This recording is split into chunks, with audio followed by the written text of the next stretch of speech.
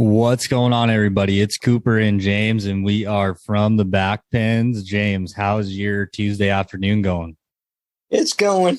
Just had a little too much fun this weekend, I think, with my birthday party and everybody. My body held up good, which was good. Felt normal. Had a great time. Glad to see everybody that came out. Somebody else we both know that's a co-host of this podcast was supposed to be there, but hey, it's in the middle of Cowboy Christmas, so I don't blame you. Got to do what you got to do, brother. Yeah, it's been a busy little summer stretch here. We've been going pretty hard lately, so haven't had a lot of downtime. We've been making it work, trying to get content out, but there has been some challenges. And also, it's just kind of a dead period outside of Challenger events going on. I mean, till the team series kicks off again, there's not a lot going on as far as that goes. But today we're going to do some top 5 lists, and they're different categories that all pertain to the PBR team series. We've got 4 of them, and we're going to go over those lists. We're going to get mine and James's opinion on them, and we'll hopefully get some feedback from you guys on what you think of our list. Maybe you think our list sucks. Who knows? Just let us know. But we'll quit messing around. So let's grab them slides, boys, because we're coming at you from the back pens.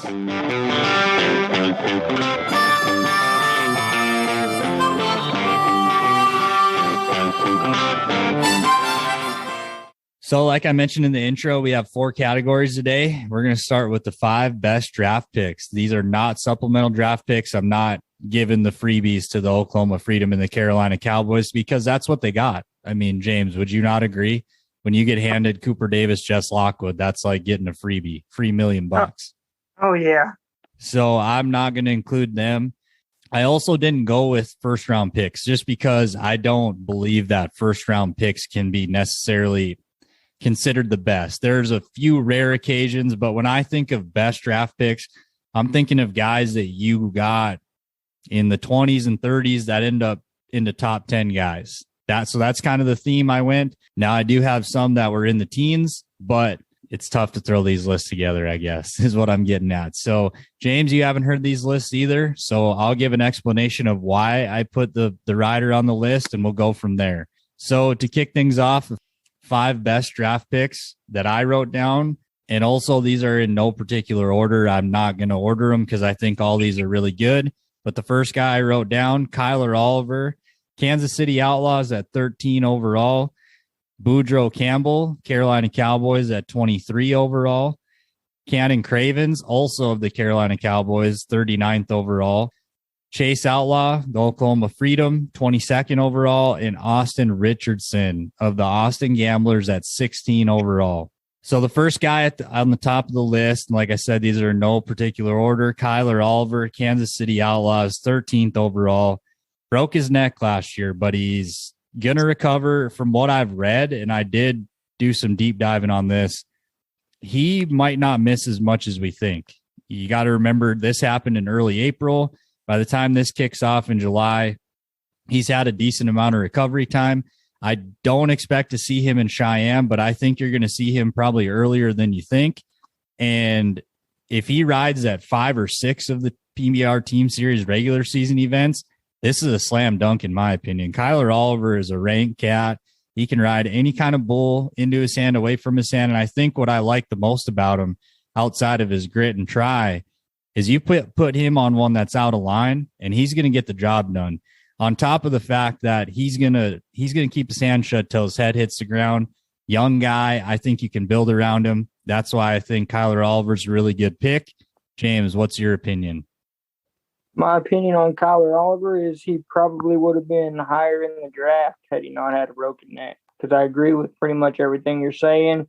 From what I gather about, the coaching thing, I've been trying to put my coach's hat on versus just, hey, let's go root for the guys just for these kind of concepts so I can kind of get used to the team thing. And if you are a coach or a general manager or both or whoever decides this guy's going on our team and this guy's not or whatever, you want a guy that can ride both directions because there's not very many that can. Well, they all can, but the riding percentages get lower going away from their hand typically, but not so much with Oliver. So I really, really like that pick.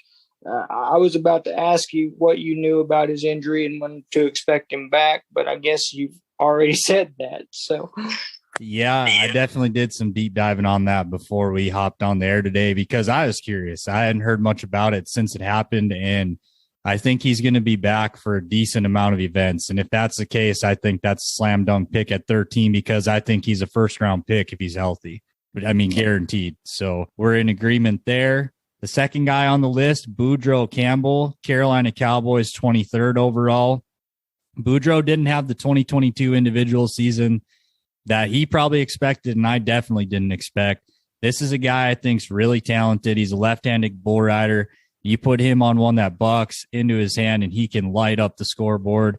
Had some injury problems last year, didn't make PBR finals, but he's back to riding. I've been seeing him at some pro rodeos, getting a lot of bulls rode. I think from an age and a talent standpoint, this is a great pick. Young guy that's talented, can get a little bit streaky, but here's why I would really want him in a team setting is when he's hot, he is extremely hot and he gets excited about it. And that energy kind of plays off each other. When you're in a team setting, if one guy's amped up, he's excited, it's only going to rub off on you.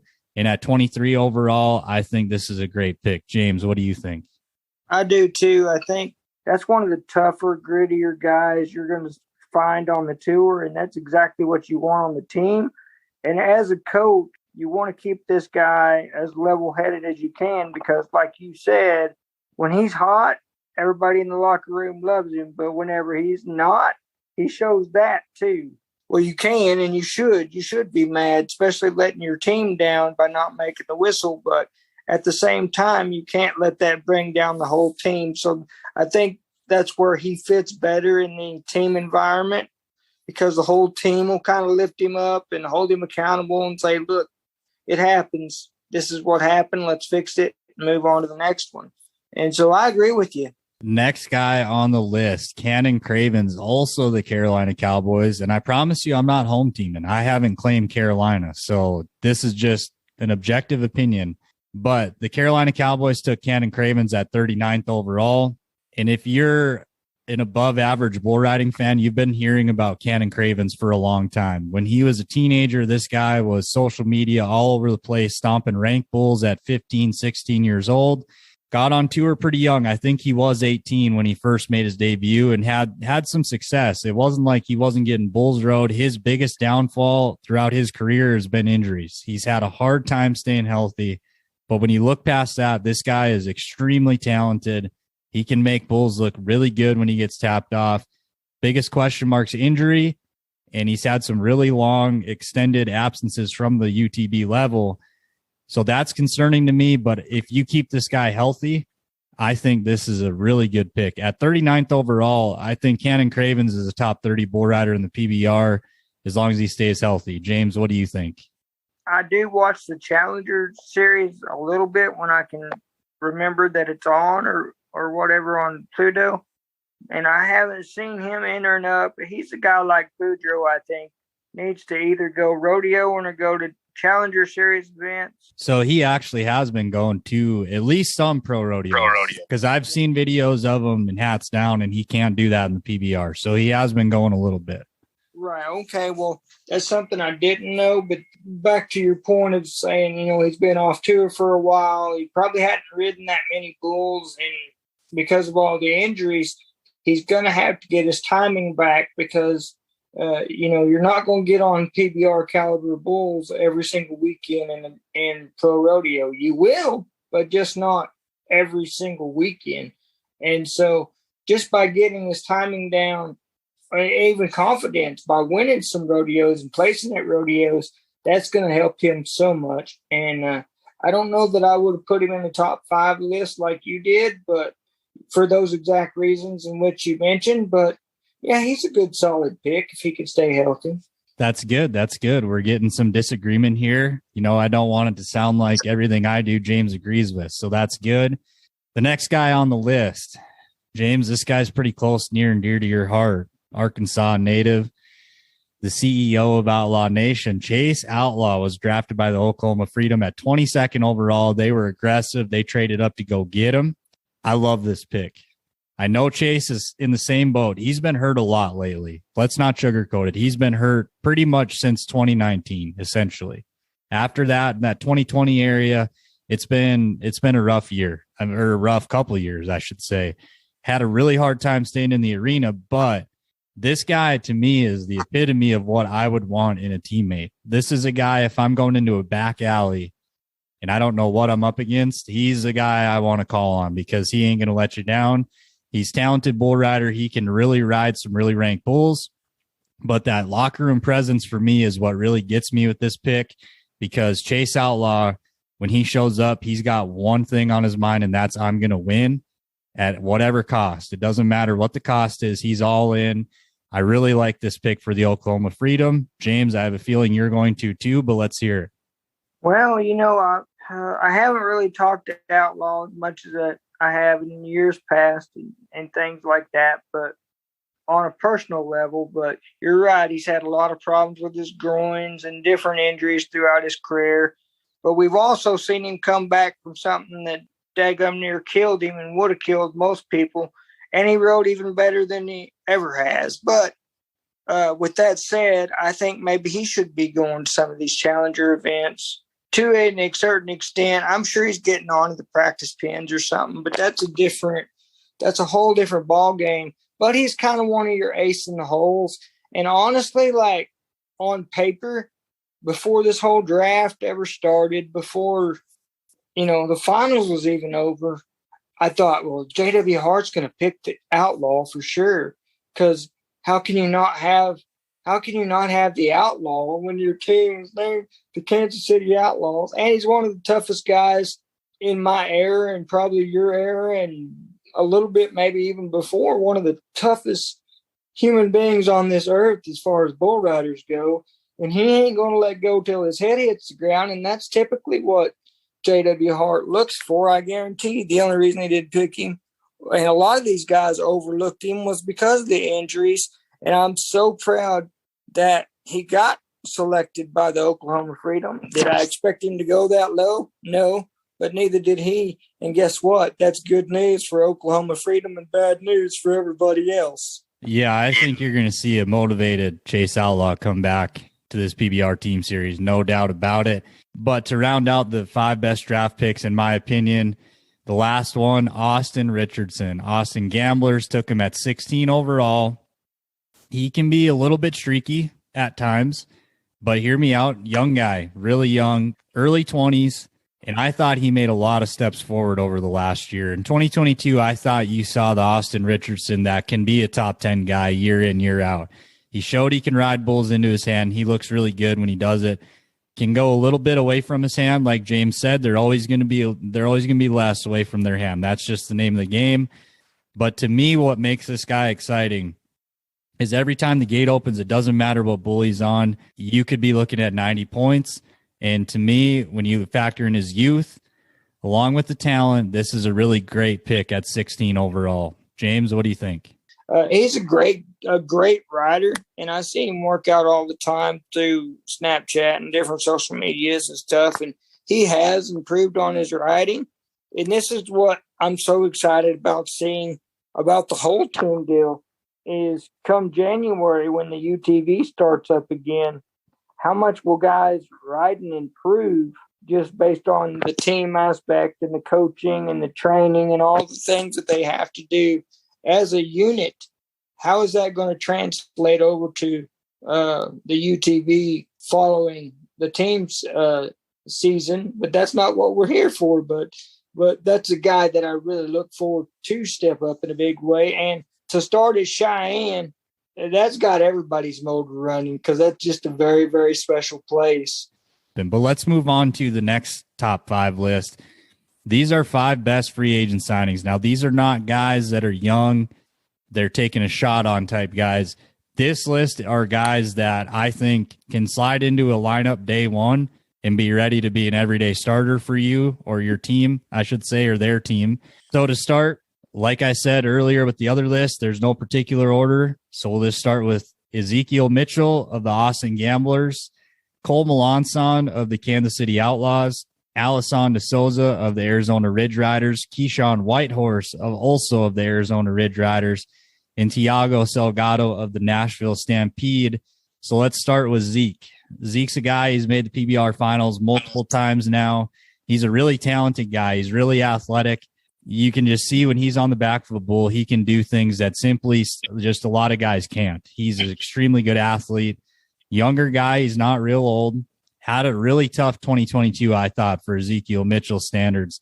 I expect more out of this guy, and I think not getting drafted is going to be a good thing for Zeke. I think you're going to see a remotivated, a refocused, just hungry Ezekiel Mitchell in this team series. James, what do you think of this free agent signing? I think that's a good free agent signing. I mean, the guy just oozes confidence no matter where he's at or what he's doing. So if you know a guy's got that much confidence in himself, yeah, he might get a little down on himself as far as, I've bucked off 10 in a row or whatever, but he won't show that. So that helps. But also him being so young and being around the group of guys he's going to be around and the coaches, that's just going to help him. But, yeah, he's been on a little cold streak, but there's something special about being in a team environment and knowing it's your turn, and you might be the only chance that your team has to win a game. So you got to step up and be cowboy and get the whistle and do everything it takes to do it. And I think Zeke has the confidence in himself enough. You could run the rankest bull in there. He may not ride him, but he has enough confidence to fully believe that he does and not have any doubts. And he will try his guts out. So that is a really good pick, really solid there. Yeah, I agree with you on the confidence. This guy oozes it. And I just think without having to use a draft pick on him, it's a slam dunk. That's where I was at with it. Second guy on the list, Cole Melons on the Kansas City Outlaws. I also think if this guy was healthy in 2022, he's a locked draft pick. This guy's really talented. He's a veteran of the game. Been there, done that on the pro rodeo end of it. He's made the NFR before, PBR finals guy. Cole's a really talented bull rider. He's a little bit older, but that veteran presence in the locker room for some younger guys is only going to help in this team deal. In the team setting, you need some veteran guys that have been there, done that, even if their in-arena contributions maybe aren't as significant as they would have been 5 years ago. But I don't think Cole's at that point. I think Cole's still got some tread on the tires, and I think Cole can be a serious player, an everyday starter for the Kansas City Outlaws. James, what do you think? I agree. My issue is the same issue we've had with him for basically ever since he's came on the PBR tour is injuries. He's banged up now from going to some of those Challenger Series events. Now, how bad, I do not know. I don't know if they'll use him partially or use him the whole time or whatever. They'll use him when he can because he's tough, he's gritty, and he will get the job done when he needs to. He's done that whenever he was on the USA Eagles team, I think, the first year he was ever on the PBR. Fantastic guy, fantastic rider. Just will the injuries be the detriment and make the coaches wish they hadn't have picked him just due to injuries? Just because there are certain guys that are injury prone, and I get that's why Chase Outlaw went so late and some of the other guys. But you're looking at Cole Melons kind of going, well, is he healthy? Is he not? I don't think anybody knows. Yeah, he's definitely a big-time try guy. He's not going to quit the ship early. That's one thing I really like about Cole, and I'm not surprised J.W. Hart picked him up because Cole's a J.W. Hart guy. Like you mentioned, the try is something that's really important to J.W., and Cole definitely has that quality, no doubt about it. Let's move on to Alison De Souza of the Arizona Ridge Riders. Alison's a guy you hadn't heard a lot about for like a couple of years probably. Him and his brother Alan were regulars on tour for a while back in like 2019-ish, right around 2020. He's made the PBR finals. He did pretty well down there actually in 2019, but got hurt before the short round, didn't get to finish the week.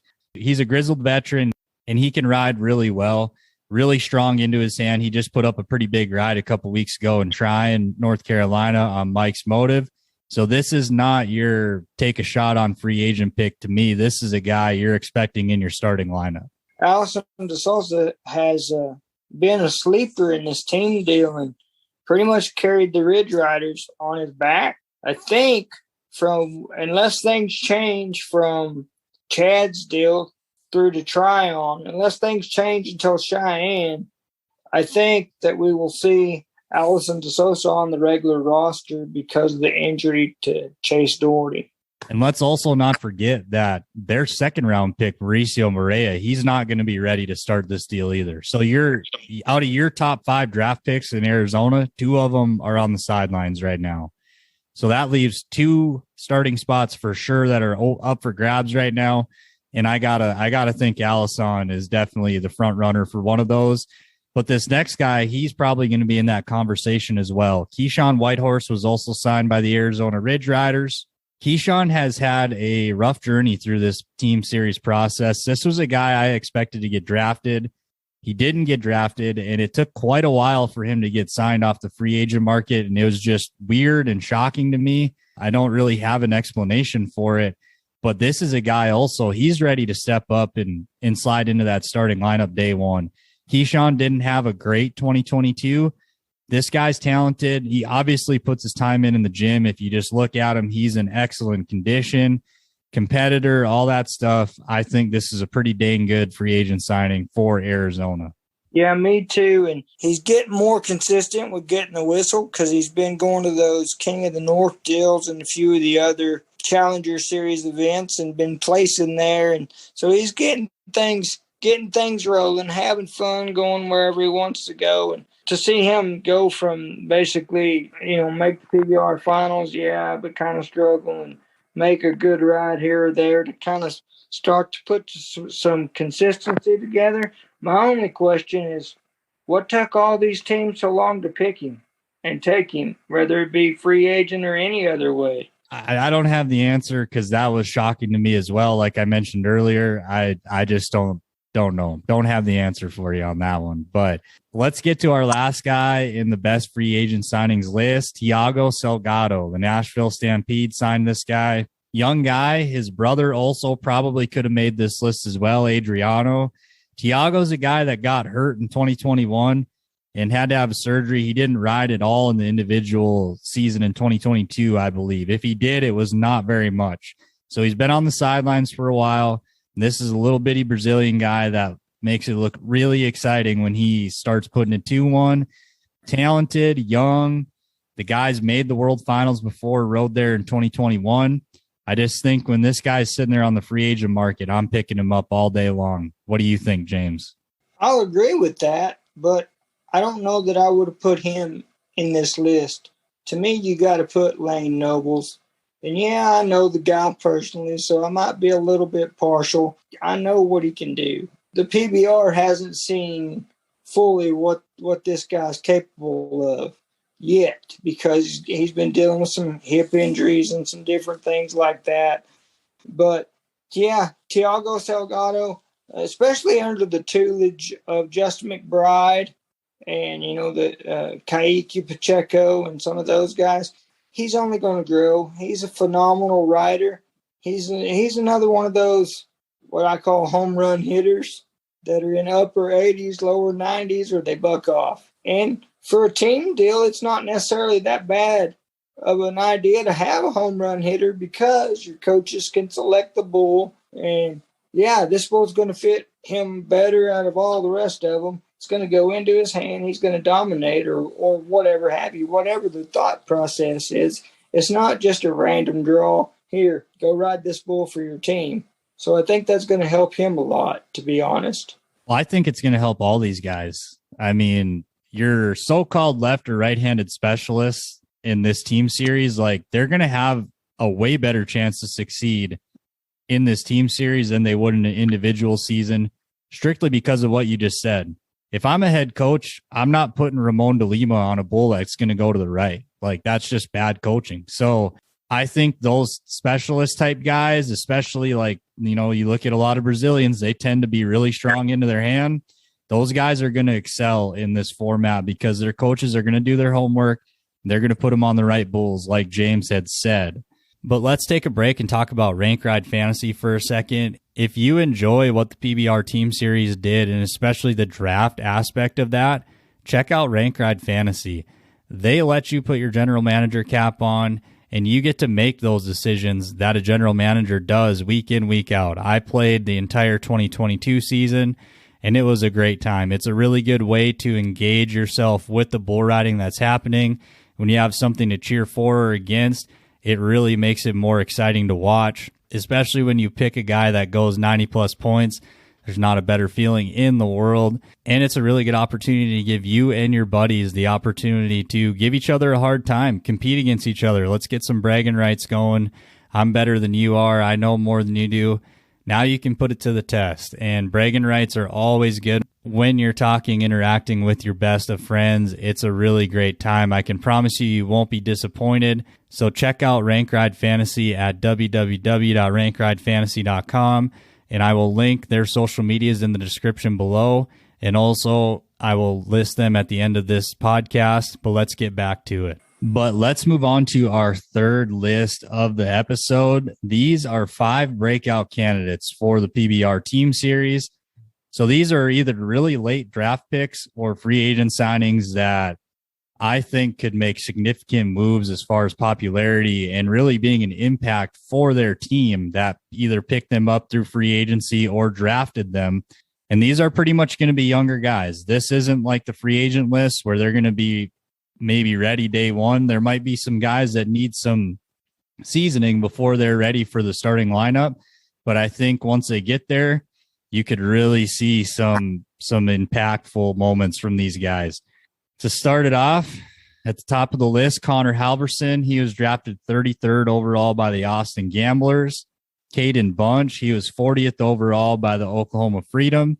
Jackson Mortensen, he is a free agent signing for the Nashville Stampede. Ednelio Almeida, he was a free agent signing for the Texas Rattlers. And J.C. Mortensen, he was the 35th overall pick, also from the Texas Rattlers. James, what do you think of that list of 5 riders right there? If I had to pick just one right off the bat, it would be that Almeida is the one that's impressed me the most out of the guys that you mentioned. Not that they're not all impressive. I mean, J.C. Mortensen is, if I'm not mistaken, and I could be, I think he won or placed at Calgary pretty high last year. He made the showdown round in Calgary last year. Yep, you're right on that. You don't get there by accident. And I've seen this guy just make some phenomenal rides. I hadn't seen Jackson Mortensen, his brother, more than maybe once or twice. So I really don't know that much about him. But I know you seem to think he's going to be a superstar. And you've been around this sport long enough, as have I, to be able to kind of go, yep, that kid's going to be a superstar. Almeida, Brazilian guy that had been over here like 2 weeks before Bismarck, Chadsdale. That guy really, really impressed me. And a guy that you don't have on a list that really impressed me was Cal Miller.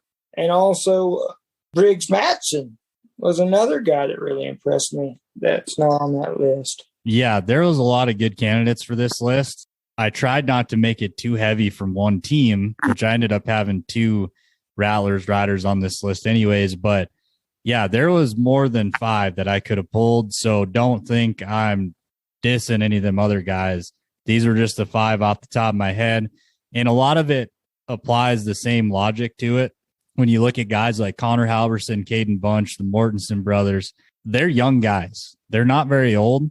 So you get them in locker rooms with some of the greats of the sport. It should only increase performance, confidence, all that. So that's kind of where my head was at with this list. But like James said, there's more than 5 that could have made it. It was pretty hard to make this one up, if I'm going to be quite honest.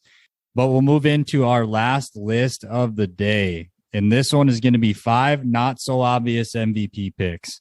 So these, again, are not your first round draft picks, except for one. I did include one in there, but he's not necessarily like a huge sexy name, I guess, for lack of a better term.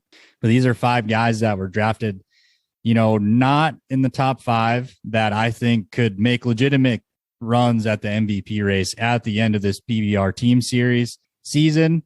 At the top of the list, again, in no particular order, Clayton Sellers, the Missouri Thunder, drafted him at 12th overall. Mason Taylor, the Carolina Cowboys, drafted him at 14th overall. Chase Outlaw, the Oklahoma Freedom, drafted him at 22nd overall.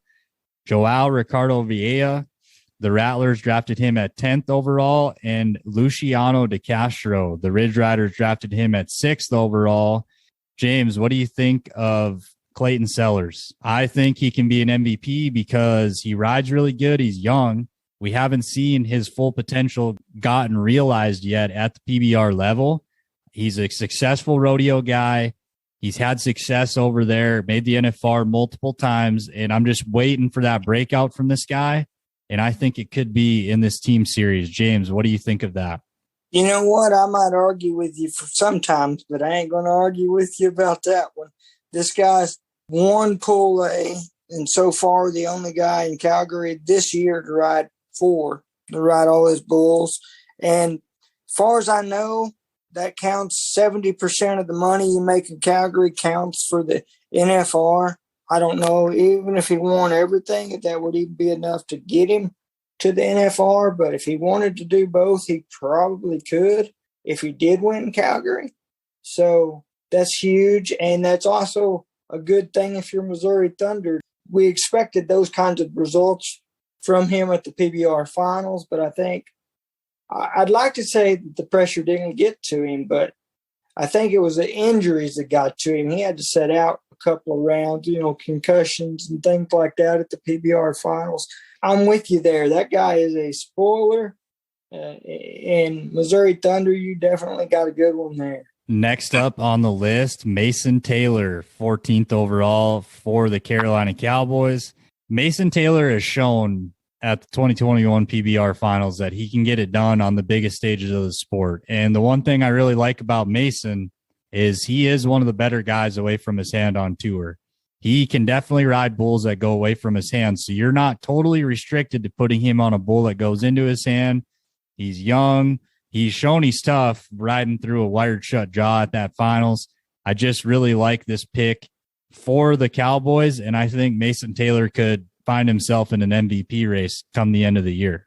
And I think you're right about that. And you want to talk about Mason Taylor, I think it helps him to have his jaw shut in that kind of situation. Maybe to the untrained eye and maybe to us, maybe he was a little overweight before that injury because, you don't have to be more than 5 pounds overweight to be a bull rider to make that big of a difference for those that don't really know. But speaking of Mason, he rides probably more technically correct than anybody I've seen in a long time as far as, wow, his form is just pretty. Just one you want to watch over and over and over. Kind of sort of like Jim Sharp, except for he's nowhere near as consistent as Jim Sharp was. But absolutely phenomenal pick. I love Mason Taylor's riding style. You can't ask for a better one on any team. Yeah, I agree with you there, James, 100%. The next guy up on the list, near and dear to your heart again. I swear I'm not trying to be biased, but this is just too good of a pick by the Oklahoma Freedom. Chase Outlaw, 22 overall, steal of a draft pick. And think about this guy, once he gets rolling, if he can stay healthy during that stretch, he is tough to beat. You got to think they're going to put him on bulls that really buck, that go into his hand to the left, and he's going to chew them up, spit them out, sling them spurs at him. Tough, gritty, can ride all types of bulls. He's not necessarily restricted to going into his hand, but he is really tough to throw off when they go to the left. James, I'm pretty sure I know your answer on this one as well, but let's hear it. Yeah, I'll tell you. I really think he might be one that steps in there, and I hope he shocks all the other coaches that didn't pick him because it serves them right because they should have picked him. But that's just my personal opinion. Nothing against, they did what they thought was best for their team.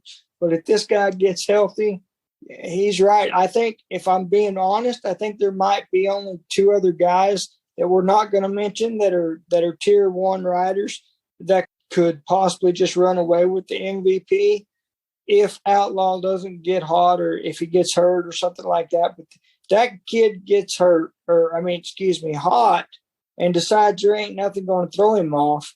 There ain't nothing going to throw him off. Yeah, absolutely. That's why I included him in the list. I just think he's too talented. He's too tough, too gritty, all that stuff. He's got the total package when he's healthy. No doubt about it. One more thing I'll say about Chase Outlaw. Team related, not. The guy's a top 5 rider every year when he's healthy, and The only reason he's not wearing a gold buckle right now, in my opinion, is injuries. I'll go as far as to say that. It's tough to argue for sure. But the next guy on our list, Jrv, the Rattlers drafted him at 10 overall. And to me, this one is pretty self-explanatory. Cody Lambert ain't going to put Jrv on bulls that go to the right. And what happens when Jrv gets on bulls that go to the left? He rides about 90% of them. So if not more. Yeah, if not more, you got to expect he's going to get on a bunch of bulls that just go to the left and are really awesome to ride. I think Jrv's riding percentage in this team series could be astronomically high. James, what do you think?